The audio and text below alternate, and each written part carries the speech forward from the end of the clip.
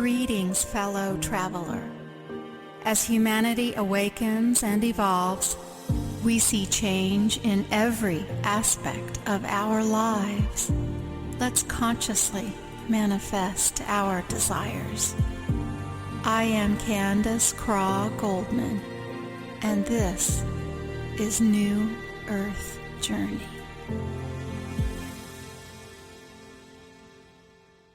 Greetings. This is episode 20 of New Earth Journey Radio. It is April 11th, 2016. And I'm really excited about the show tonight because I get to talk to an old friend. My friend's name is Andrea Linton, and she is the Natural Sales Manager for Crown Prince Incorporated, which is a canned seafood company. And we're going to be talking today about seafood sustainability. And Andrea and I talk about this and other food and environmental issues all the time. So I invited her to come on the show and record our conversation. So welcome, Andrea. Oh, thanks so much for having me, Candace. This is a real treat. I'm really excited too. Some of these things I've wanted to talk to you about for a long time, and some of them we've talked about, in passing together, but I'm looking forward to learning from you tonight. Well, I'll see what I can do.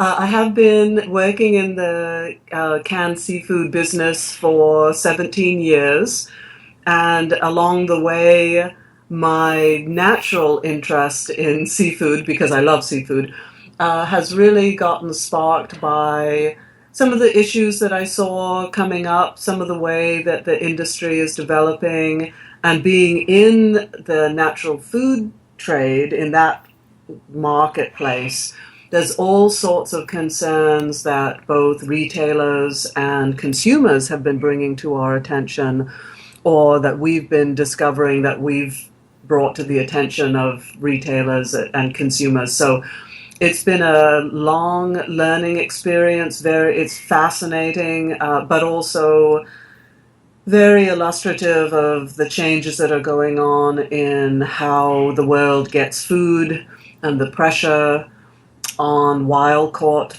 seafood, because that's what we produce. That's what we package, is wild-caught seafood. But it's helped me see what's going on around the world and within the industry. So that'd be fun to talk about it. There's a huge amount to talk about, and all sorts of alleyways that we can get into, but we'll see where the conversation goes. Sure. Why don't you start by saying how long you've been working in this industry for a number of years, haven't you? Right. 17 years now come February. This is not what I trained to work in, but I had the good fortune to start to work with Crown Prince as a consultant, and then was hired by them to be their natural sales manager. The Crown Prince is a family-owned company and has been in the grocery business since 1948.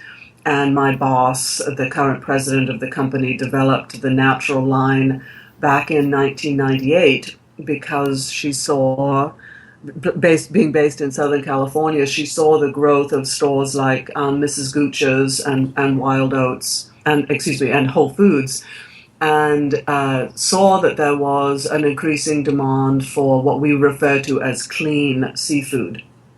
In other words, grocery, if you take a look, and it's always very important to read the label, as you and I have talked about, it's very important to read the ingredients. That means you actually have to pick up the can and turn it around, or the package or the box, whatever it may be, and read what the ingredients are. And when you look at a lot of canned seafood in the grocery trade, particularly tuna, you see that there are chemicals that have been added to the seafood, usually things like sodium, calcium, EDTA, or pyrophosphates, or what's referred to as vegetable broth, which really has MSG in it.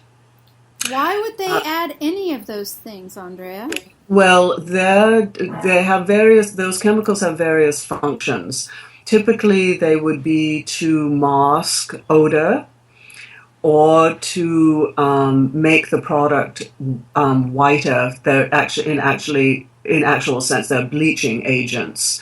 So they're designed to improve the look and the smell of the product. And that's often because there are, almost everyone is very interested in paying as little as possible for whatever it is that they're buying. And the packers of canned seafood respond to that by using as inexpensive a process and ingredients as possible. And so this means that you have to, make the product look a little bit better, and that's why the chemicals are added. As you were speaking, I was thinking so that it doesn't smell like cat food when you open it up. Yes. Now that, and someone said this to me many years ago. In fact, I remember when I met you, when we were both living in Kansas, well, you still do, but when I was living in Kansas, that was actually where I ate my first sushi. And the same thing really applies for sushi as canned seafood. There should really be very little smell from the fish. Now, I step back from that and say the very oily fish that we can, things like herring and sardines, the oil makes them a stronger smelling fish. There's nothing wrong with that. But when you open a can of tuna or salmon or crab or clams, things like that, there really should be no fragrance almost at all. Same thing in a sushi bar. I encourage people, if you're about to eat a piece of sushi, you hold it to your nose. If you can smell something, there's something that it's usually a mature piece of fish, and that's not what you're looking for, shall I say. Mm-hmm. So anyway, my boss decided to develop a clean line of seafood, and so that meant taking the chemicals out and also switching the packing oil. The natural products that I sell, if they are packed in oil, are packed in olive oil. Typically in the grocery business, canned seafood, if it's packed in oil, is either packed in cottonseed or soybean oil. And of course, over the last 17 years, we have seen a lot of changes going on in oil, a lot more awareness of where oil is coming from, how it's processed, what happens to the environment when it's whatever the source of that oil is. But unless it's called out on the label, you can pretty much guarantee that most soybean oil and cottonseed oil these days is from a genetically modified crop. Now that's really interesting. Now I knew that about soybean, but I did not know that about cottonseed oil. Mm-hmm. Mm-hmm. But is it really from the same plant that we get cotton, as in fabric cotton? No. It's because that the cotton that we use for fabric uses a tremendous amount of water, and it's just not where the cottonseed oil companies want to spend their money. So you caught me there. That's a darn good question. Because I should be able to tell you the difference between the plants, and I don't know. So they are different plants, though. They are different. I mean, well, they're related, but Sure. but you wouldn't be. It's not as if the cottonseed oil is a byproduct of the cotton production industry. Understood. To the best of my knowledge, but this is one of those things, Candace, I learn every day on my job, and often it's questions like that make me go, oh, wow, I don't know. Need to go look that one up. Yeah, I'm going to go look that one up. But I'll tell you, one of the things that the reasons that we've been, I know even a little bit more about this, is because what is it now? Time flies. 2 years ago, we started working with the non-GMO project to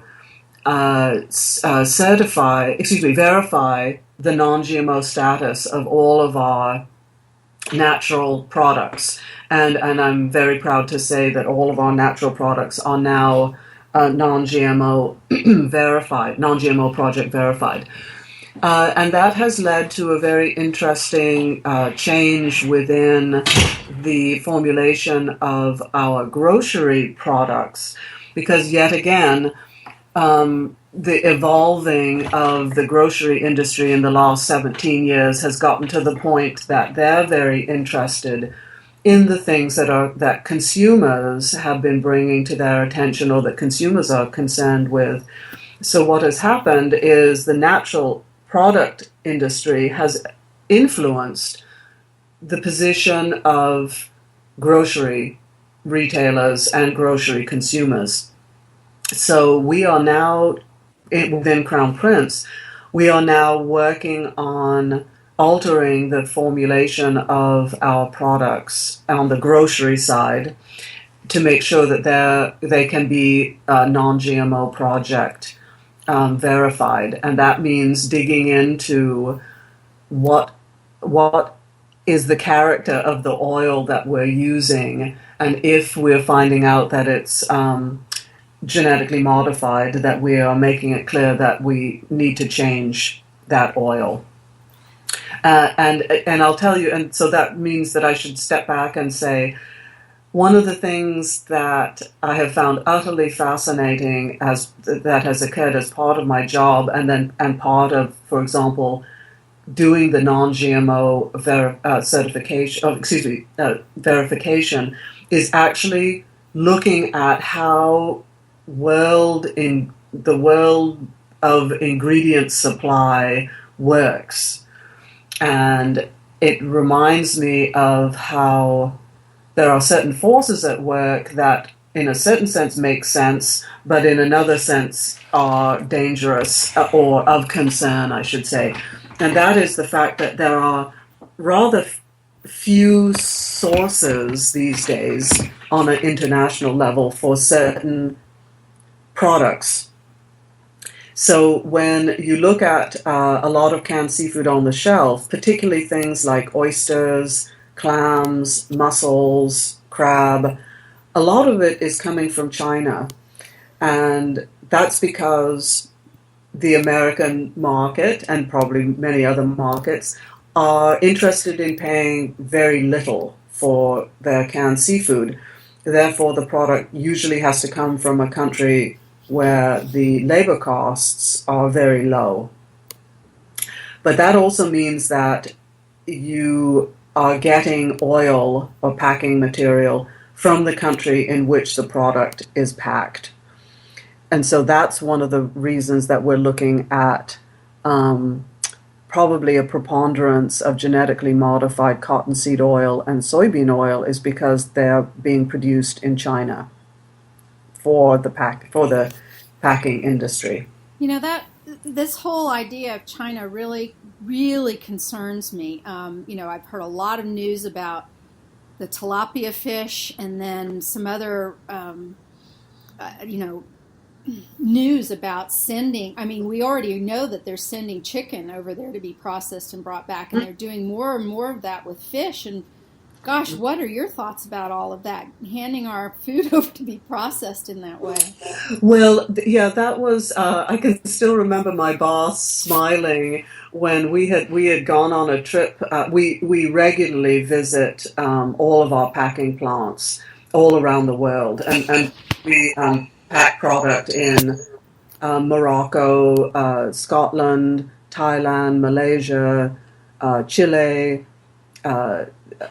Holland, and a number of other countries, and we go and visit them regularly to talk about production values, to talk about new products, to maintain a personal relationship. I mean, some of the companies that we've been working with, we've worked with them for 30 years or more.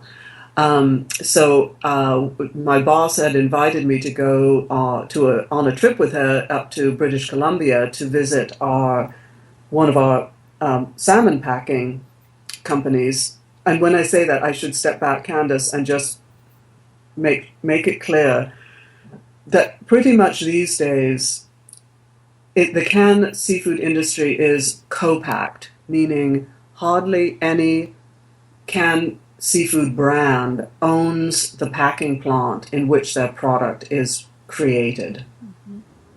So there is a level of, you're basically you're telling someone what you want, and you're having them produce this for you, and then presenting it to the marketplace. That's why we go and visit these packing plants on a regular basis, so that they know that we're concerned about quality, that we have conversations about our customers and the marketplace, so that they know that we're very interested and concerned about what is being produced under our brand name.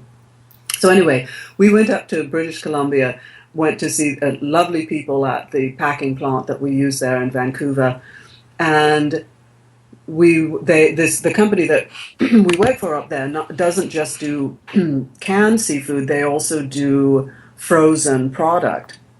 And they were telling me that it is less expensive to take British Columbian, Canadian salmon, frozen fish, send it to China to be processed into frozen into fillets or even some prepared food, and shipped back to Canada for then distribution, than to have the product processed in Canada. And that is the problem. Yep. If the consumer was willing to pay more because for product to cover the fact that it was being manufactured in Canada or in the US, in our situation, then we could actually just have not be moving raw material around. And especially when you have oil prices as inexpensive as they are now, this is what affects decisions about this kind of activity. To me, it horrifies me. And my boss said, the look on your face when they told you that it was cheaper to do double shipping over to China and back again. It was cheaper to do it that way than to process it in Canada. She said, the look on your face was so dismayed. And I still haven't gotten over that. It's dismaying that that's that the decision is being made to do that kind of transshipment at an environmental impact, as far as I'm concerned. It may be cheaper on the bottom line, but there are those intangibles of an environmental impact that I feel can't be ignored. Andrea, I have to interrupt you by saying, long ago, you and I, when did we even meet? 1982? Something like that? Something like that. Mm-hmm. I mean, a long time ago. Mm-hmm. And I remember in your first cute little apartment, I don't know why we were there, for whatever reason. I was visiting you there. And you had said something to me at the time, and I can still hear you say this. And I carry this with me, and I carry it with me into the kitchen every time I go. But I remember you saying that, and at the time, we were all just starting out, and we didn't have a lot in our checking accounts. Mm-hmm. And you said something that, you'd made a decision that you were going to, even then, back when food was safer, so mm-hmm. much safer, right? Mm-hmm. That your decision to invest in your health with quality food was very important to you. Mm-hmm. And it was sort of like, bravo, you were one of the early people in my life who made that statement. But there's more and more of us now, Andrea. Isn't there a market for people like us who are like, oh, come on, I'll pay the whatever cents more to have it all stay, clean and sustainable and all that stuff. I mean, isn't that market growing? Oh, yes, enormously. And that's one of the reasons that we are seeing conventional brands, the conventional marketplace take on these issues that have become so viable through the natural product marketplace. Issues about where is the food coming from, how was it processed, what chemicals were used in it, who handled this food and how were they treated, what was their wage level, what does the company who's producing this, what do they do with their water, how do they handle their waste, are there genetically modified ingredients in them. The grocery industry has taken on and been successful with first organic products and now non-GMO verified products because people are demanding these things. And unfortunately, that demand has been stimulated by deep concern of a variety of different things. The quality of food, mistakes that have been made with food, horror stories that have been discovered about how workers are treated, or growing information about the fact that, say, for example, cacao growers or coffee growers are not paid very well given what the end brand winds up making from their labors.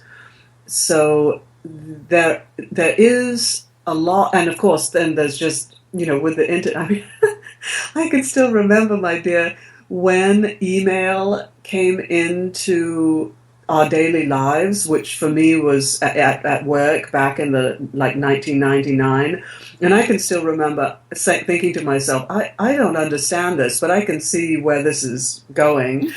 And now my phone hardly ever rings, and I just use email. But the same thing is this applies to the internet. Now people can get on the internet and find out information about so many things that stimulates them to be able to make better decisions and also ask questions of the companies with whom they do business. There's more, in a certain sense, at a certain level, there's more accountability because of social media and because of companies having to have a online presence and a presence that makes sure that there is input and from consumers and that other people can see what the company has to say.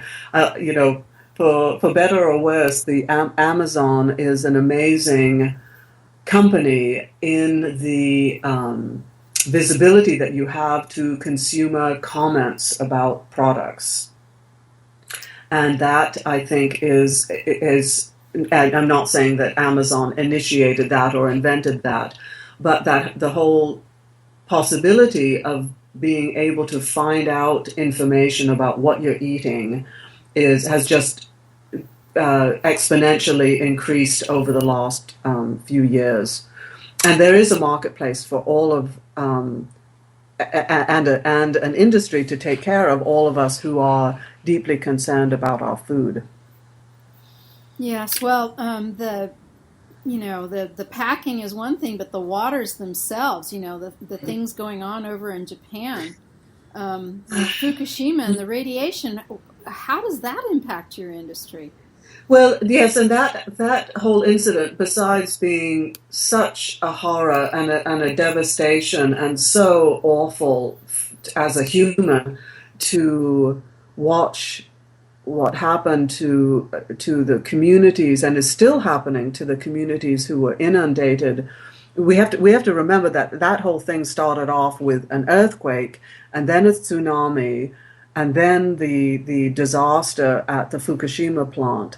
So first off, our reaction to it was, as a company, was the deep sadness and heartbreak over the number of lives that were destroyed and impacted in Japan. Of course, all of these coastal communities being fishermen, involving fishermen and, of course, many other people. And then the impact on the Fukushima plant, which, of course, is still continuing to be a problem for cleanup, is what I mean. And of course, the courage of the people who stayed at the plant and dealt with the plant, just amazing. But then moving on to perhaps not the more mundane, but the practicalities was exactly where do the ocean currents around Japan carry the water?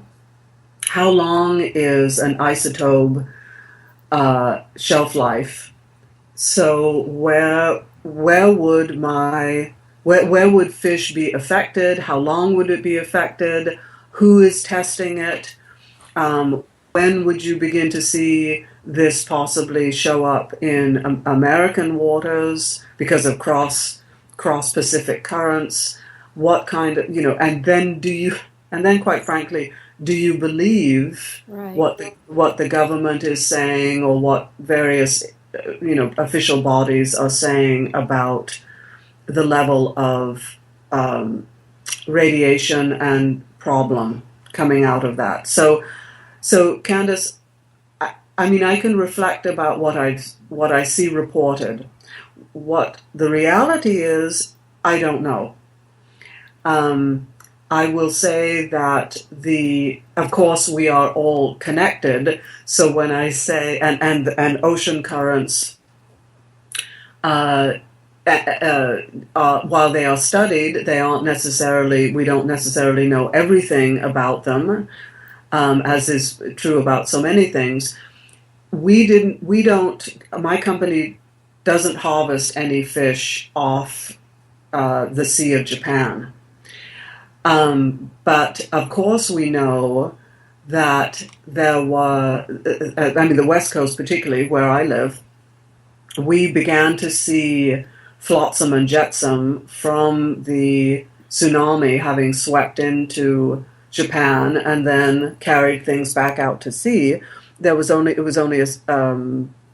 think it was about a year, maybe a bit less than a year, that flotsam started showing up on the West Coast. So that makes you think to yourself, well, if the human-made things are here that you can see, then you would have to think that there might be some radiation in the waters. Now, having said that, I have monitored both NOAA, the National Oceanic and Atmospheric. I think I'm getting that right. I'm missing something there. I've been monitoring NOAA statements, FDA statements, and also Alaska Fisheries Department statements about radiation in the waters and in fish. And according to all of those sources, there is no spike in radiation. Andrea, it makes me want to ask you this, and what I'm saying is just what I've read in some other articles, and some obviously either very passionate, or you might can say, or biased, if you want to say it in another way. But there are reports out there that there used to be stations that collected radiation data in our atmosphere, in our air. And my understanding is that a couple of things have happened. Many of those have been simply shut down. And then the second thing that I've heard is they simply changed the rate, saying, the scale used to be, and I don't even know the numbers, but, normal is no longer normal. They just made the scale look like the radiation coming this way from Japan now falls under normal categories. Had it been many years ago, it would not be normal. Have you heard this? What do you think about any of that? Well, no, I haven't heard any of that.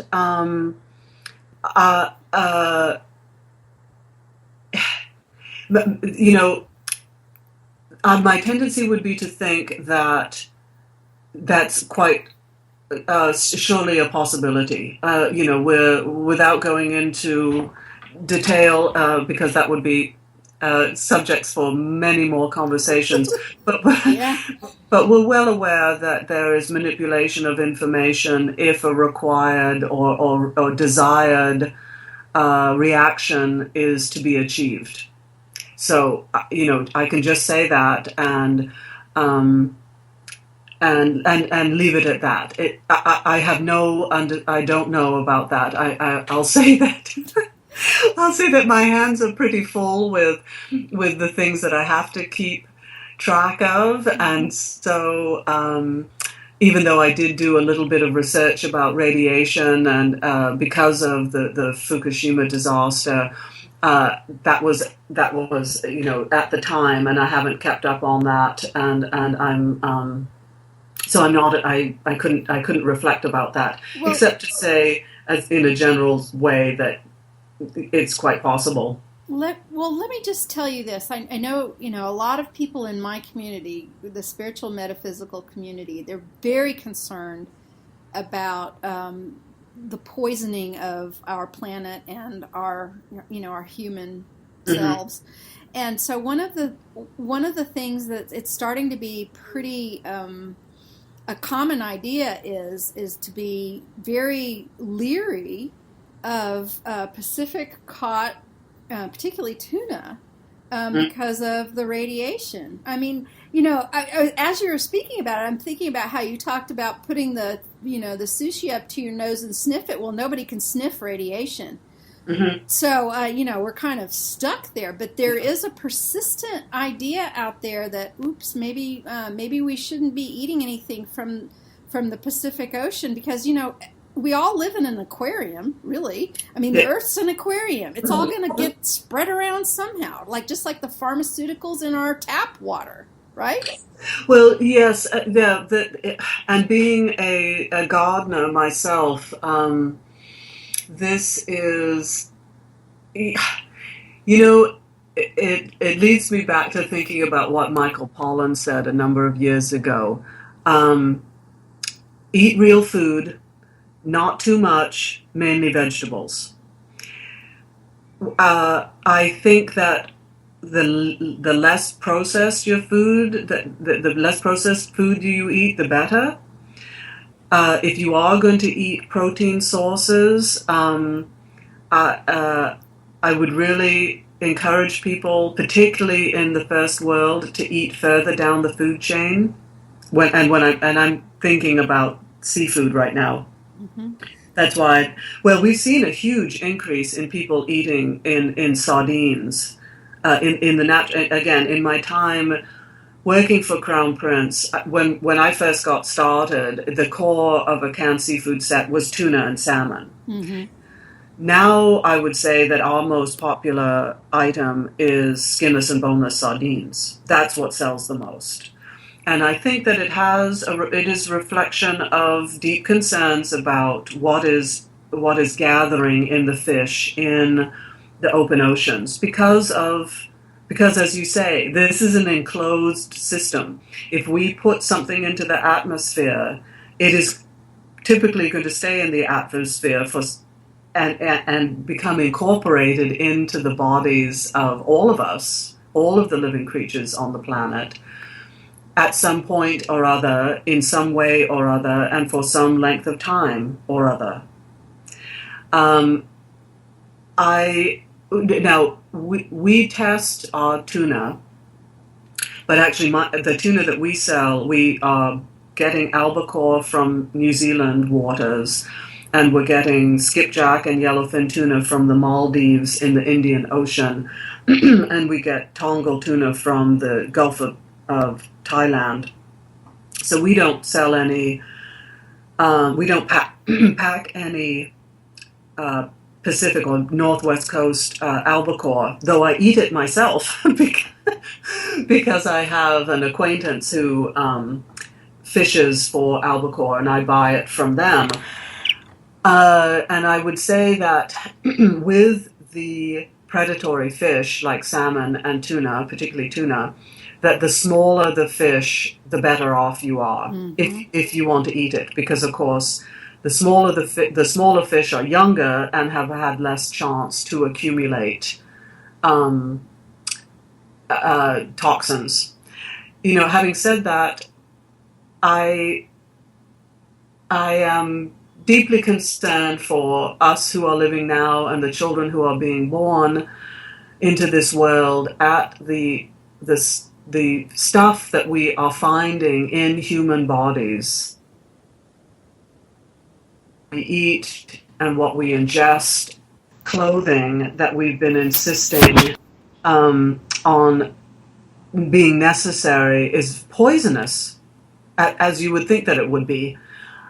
And so that there's now a stepping away from the requirement of flame-resistant clothing and bedding and that sort of thing. Mm-hmm. I'll tell you there's several other issues that are besides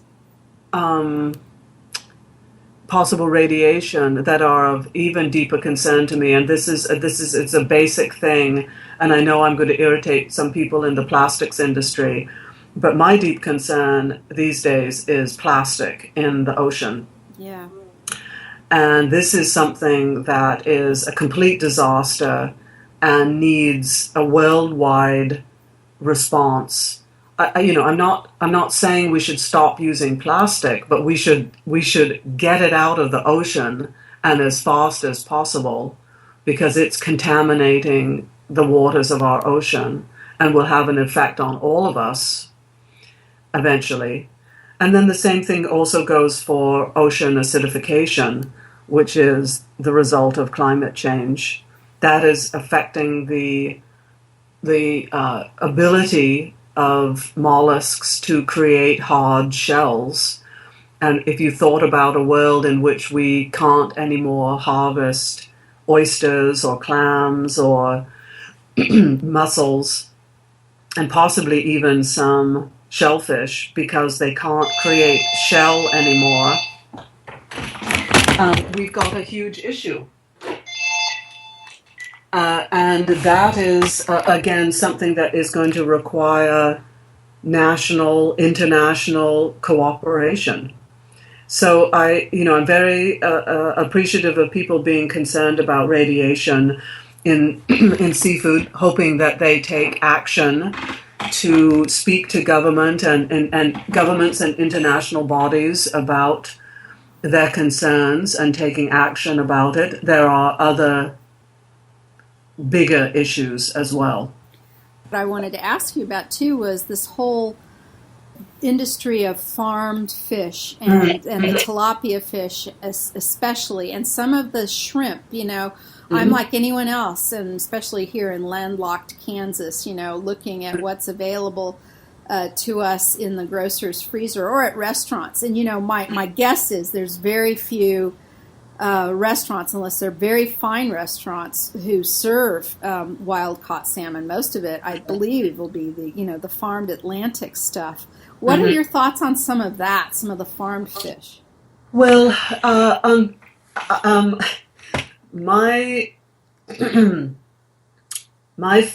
concern is that without solution to some of the issues we've been talking about, and let's just lump it under a general title of making the oceans incapable of supporting animal life, which would of course be a complete disaster, as well as the destruction of one of the most. We're all connected. So if we do something as disastrous as destroy the ocean's potential ability to create life, we're in big trouble. Okay, setting that aside, the strong possibility is that we will see more and more fish created in aquaculture, farmed situations for a number of reasons. Because you can control the production, you don't have to get on a boat and go out and hope you're going to be harvesting fish. Actually, that reminds me that one of my contacts in at in the fishery business, he said to me, "I have to remind my father that it's called fishing, not catching." Because you're not, when you wild harvest fish, again, which is what Crown Prince does, when we are packing wild harvested fish, that sometimes the fish do not come back. They don't return when you expect them to. That has happened to us in salmon harvests, where we pack both pink and coho salmon. Pink salmon is on a 2-year life cycle. So supposedly there's monitoring of even wild stocks. Well, of course, of wild stocks. So when pink salmon spawn, leave their rivers to go back out into the open ocean for their couple of years out in the open ocean, you're supposed to be able to say, righto, we saw this many millions of spawn heading out of the rivers, and therefore we can expect this kind of harvest in a couple of years. Well, in my years of working in the industry, there have been a number of years, 3 that I can remember, where the projected anticipated return of pink salmon to their home rivers, spawning rivers, did not occur. So this has a huge impact. So to get to your point, I believe that we are going to see more farming, fish farming, aquaculture happening because it can be controlled. What do I think about that? I think that the efforts in the past for things like farm-raised salmon, I'm going to speak to that because salmon goes in a can as well as being sold fresh. Currently the other fish that is being farm-raised, things like tilapia, barramundi, catfish, they are not canned, so I can't speak to them. Salmon being farm-raised has a bad reputation, deservedly so, because the industry has not done well in the past managing the waste that comes from these fish farms, from the salmon farms. Mm-hmm. There has also been issues about what are the fish fed, and the fact that, of course, when you are confining a creature with a lot of other members of its own kind, you run into issues of disease, and so these creatures are now being fed antibiotics. So there are now there's recognition of the fact that you have these sort of problems in aquaculture, and that they cannot, people have complained. There's obviously problems. There have become to be stricter rules because of consumer complaints and governmental observation. And so there's now a developing industry of creating better methods, better enclosures that, for example, capture the fecal matter and capture the discarded or uneaten food to protect the environment from these fish farms. To me, of course, what we're getting into then is the matter of the feed. What are you feeding these creatures? Mm-hmm. Salmon is, the analogy is a cattle feedlot. What salmon farms or fish, fish being raised in the open ocean in open pens. In essence, it's a cattle feedlot, but in the water. Mm-hmm. So the inherent problems that you have in cattle feedlots are what you're going to have in ocean feedlots, shall we say? And so then again, now you are. You are one busy lady. Yeah, I'm sorry. Someone keeps on trying to call me, and I'm having to tell them I'm not here. So what is happening when you feed fish is that salmon are carnivorous by nature. Therefore, when you feed them, you are going to have to feed them some sort of protein. And that protein in the past has come from other fish. But it is one of those inefficient transferences of protein that you need something like 3 pounds of protein in order to create a pound of salmon protein. So what are people doing? They were going out and harvesting things like anchovies or sardines, perfectly good, edible fish for humans, and grinding it up and turning it into fish meal for salmon. Because that's expensive, and because there's an increasing demand and viability for salmon, for sardines and anchovies to be sold to be used for something else that can make more money than fish meal. A lot of fish meal companies are now turning to soy. Oh no. As the protein source. Oh no. Oh yes. Which of course is going to be genetically modified. So we're going to be going through a process, as with so many other industries, evolutions of whatever it may be.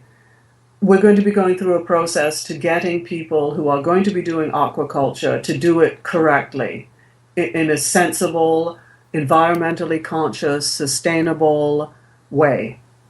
I think that we are going to, as I said, we're going to see more of it because it will allow for control of the product. But you're really saying it can be done well. I mean, simply saying farmed fish yes. doesn't automatically give it a bad name. It's just the way it used to be done. Absolutely. Yes, absolutely. You can do it properly. It will be more expensive. As it should be. As it should be. Well, as it should be. And, and that leads me to say that I think it's very important for people, and this is my hobby horse, it's very important for people to honor the fact that food costs a lot of money to make correctly. Mm-hmm. The people who are producing it should be being paid an adequate amount of money for what is very hard work, very necessary work. And you should be paying for food that is of quality. And so, my personal feeling is, and apparently, bless you for remembering that from years ago, I think that people should be willing to pay for quality, recognizing that what you put in your body is going to create a certain level of health based on the quality of what you put in your body. So if you eat garbage, you're going to wind up in pretty poor health. It's really interesting. You and I have parents in their late 80s and 90s now. And I think often about this. There certainly were hard times. They were born in the 20s and 30s. My dad, I guess, is the youngest that we're talking about here, and he was born in 1930. There were definitely hard times about food, and there were, but there weren't the massive pesticides, no GMOs or whatever. So these people developed their human bodies, their systems, their organs, their cells, their bones, on food that was not tainted like this, and even you and I as children, we started out our earlier years pretty good, and then somewhere in our youth is when all this stuff started exploding and being a different kind of way, food-like items instead of food, and the consequences of this, have got to be extraordinary, and we really need to think about this. Mm-hmm. There are people who are saying, "Oh, I would buy organic except for it's so expensive," and I keep thinking, if everyone tomorrow only bought organic, conventional food would vaporize, mm-hmm. and organic food costs would go down. Period. Mm-hmm. Yeah, that's interesting that your reflections about our parents, because my dad told me stories. My dad grew up in Hartlepool, the East Coast of England, northeast coast of England. It's a fishing town. And he lived there until he was 12. So he was born in 25 and lived there until 1937. So during the years of what was almost a worldwide depression, and his dad worked connected to the fisheries. He wasn't a fisherman, but he repaired nets and did carpentry work.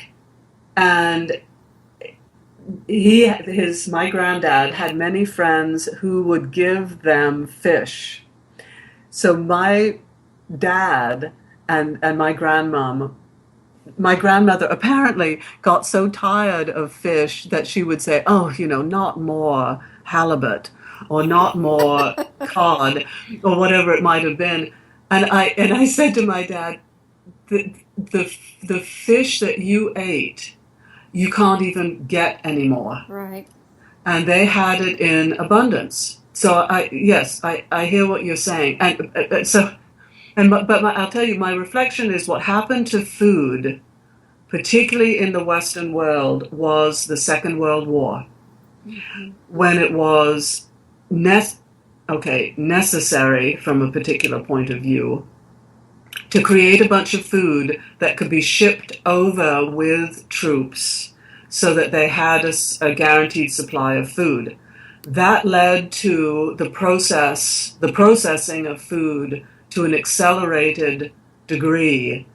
And that became what was the standard. I mean, during the 50s, so much of what people were encouraged to eat was packaged food. And this was all an explosion out of the Second World War's production of shelf-stable food. Mm-hmm.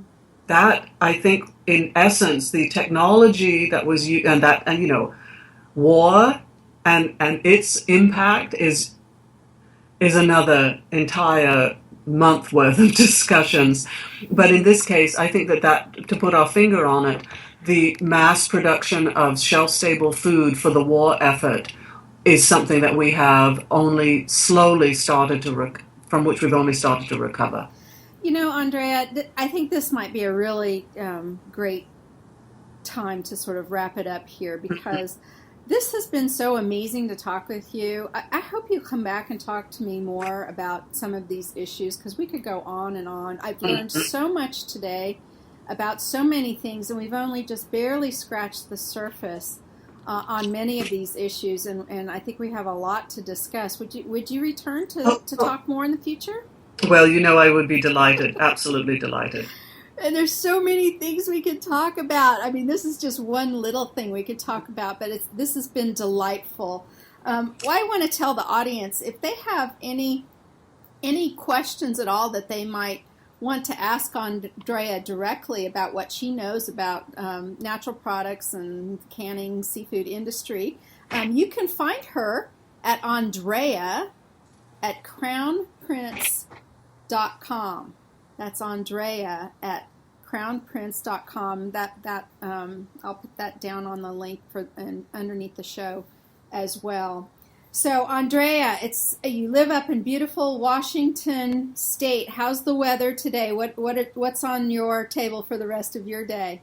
Well, there's a bit of fog hanging over the water, which is quite all right. It's supposed to get a bit of rain today, which is grand, because my mum and I put in potatoes yesterday and onions and lettuce seed. So we need the rain. That's a nice gift of water. But I have to work today, but I get to look out on my garden. So that's wonderful. Well, we're out of time, Andrea. Thank you again for joining me. And I want to thank everyone who's been listening this evening as well, or sometime in the future on the archives. So remember to join me next time on another New Earth Journey show. And until then, remember that all shall be well. Good night.